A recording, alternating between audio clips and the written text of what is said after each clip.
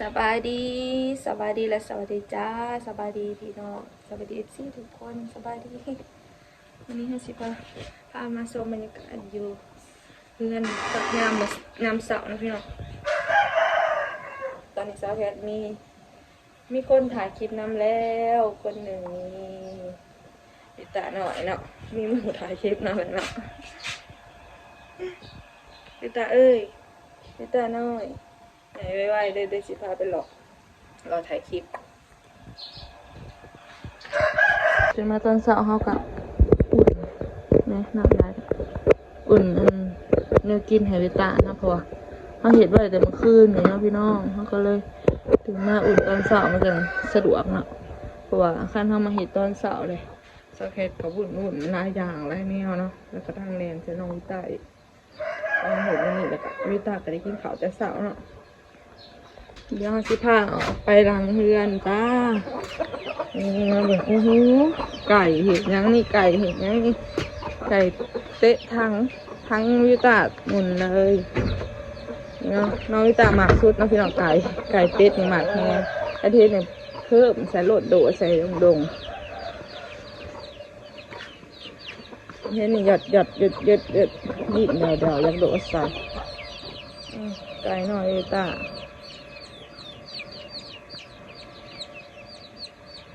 บรรยากาศงามแรงงามแรงบรรยากาศงามสาวนะพี่น้องอากาศเย็นดีมีแห้งที่บ้านสาวแคทงามสาวก็จะประมาณนี้เนาะ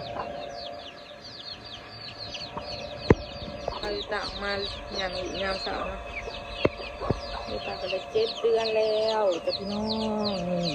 คนหน่อยเนาะสาวหน่อยเลยตา7 เดือนแล้วเนาะน้องอันเห็นข่าวนะเขาจะลงเฟซแล้วก็กระยานแห้งอันมาพี่ตุ๊กค่ะพี่น้องอยู่ทางนั้นลงเวียงจันทร์เนาะเมืองที่กระบองเนาะเห็นในข่าวเนาะแต่บ้านชาวแคมันบ่มีเนาะก็ได้บ่มีฝนบ่มียังมันแบบผ้าอยู่บ่มันจะตกเนาะเป็นกระยานแห้งนี่แล้วก็มันได้อีกต้นเนาะพี่น้องได้ต้นแห้งเพื่อนก็จะหมุนเบิดฟังล่าเลยเนาะมาพี่ตุ๊กเหนื่อยสำกระปั่นนี่บ่เคยเห็นบ่เคยได้เขือเนาะเกิดมาเป็นคนประเทศลาวก็ใหญ่ปานนี่สำกระปั่น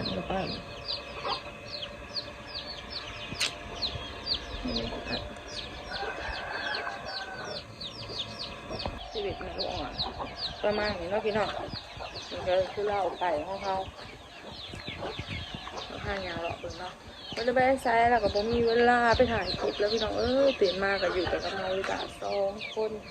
พี่จะไปอยู่2 คนกับลูกเนาะอยู่บ้าน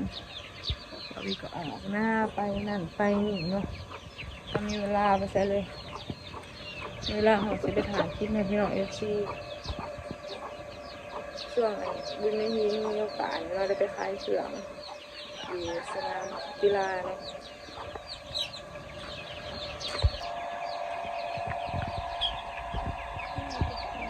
เสาที่อยู่ทะเลตามมาอาบแดดข้างถนนอยู่ทะเลมันจะมีน้ำเสา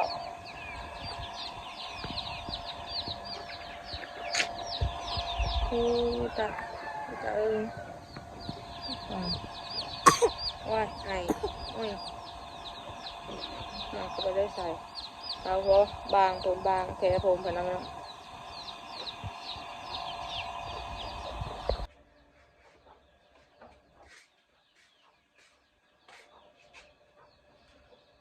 เขาวิตาตาได้ทีแล้วน้องพี่น้องนี่แล้วสิมาเบะหน่อยวิตาก็เห็นอยากได้นะเอาสวยละสวยละเบิ้ง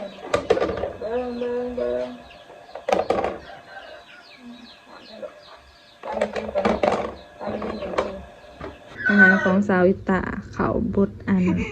ข้าวบดฟักทองบรอกโคลี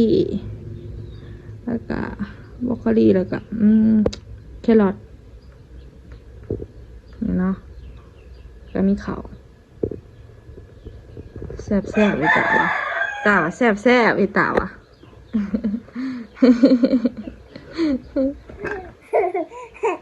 เอาแล้วเขาสิมาป้อนเขาอยู่ตาน้อยอยู่ตากินข้าวเนาะกินข้าวตอนเช้าเนาะนี่อ่ะปะนี่อยากได้โทรศัพท์นำอีก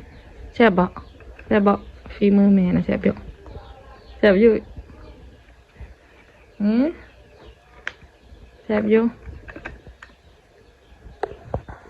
อร่อยบ่นี่ได้โทรศัพท์แซ่บอยู่ปุ๊บเอากินข้าวไปแล้วหิวนอนโลดคนจะเป็นอีช่างคนขี้ข้า คนขี้ข้ากินข้าวไปแล้วก็หิวนอนโลดนี่นะ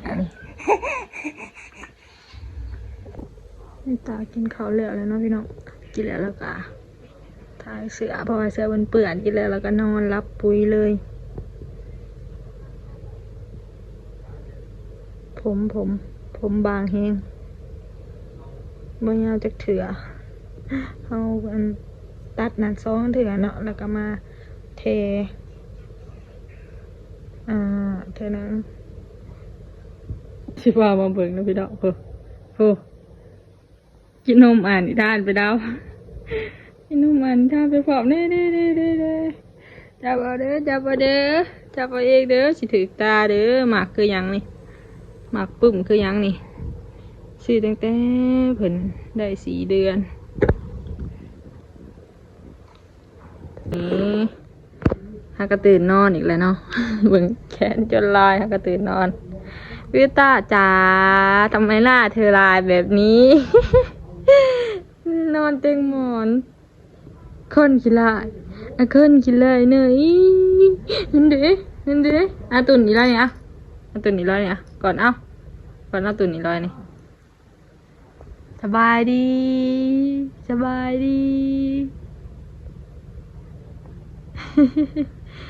น่ากระตื่นนอนเป็นมาเคงนะพี่น้องสบายดีจ้ะพี่น้องคลิปต่อเนาะเขาถ่ายกะบ่ได้หอด10 นาทีซ้ำเนาะเบิ่งสภาพเนาะสภาพแม่ลูกอ่อนจักสิเอาเวลาได้อาบน้ำเนาะพี่น้องก็คือแต่ละมื้อแต่ละเว้นก็อยู่กัน2 แม่ลูกตื่นมาก็เลยเห็นนั่นเห็นนี่พี่น้องเอ้ยป้าน้องวิวตานอนแล้วเจ้าแพรก็จัดการเบิดทุกอย่างแบบให้มันแล้วไวๆนะพี่น้องยานเพิ่นตื่นนี่เป็นนอนเนาะเป็นนอนทักกระตื่นเช้าหนาน้อยวิตาหนาน้อยหนาคือหยุ่งเธอยิ้มดูยิ้มงามแน่ใช่ปะยิ้มงามแน่วิตายิ้มงามคน7 เดือนนะพี่น้องเช้าหน่อย7 เดือนมึง7 เดือนแล้ววิตานั่งได้อันทั้งนั่งทั้งคานแล้วก็ทั้งจับลูกเนาะพอ7 เดือนแบบเหตุพร้อมกันปุบปับเลยเหมือนจะเป็นเด็กนะ ยิ้มสบายดีเฮ้ยคือยิ้มขี้หลายเลยจ๊ะเอ๋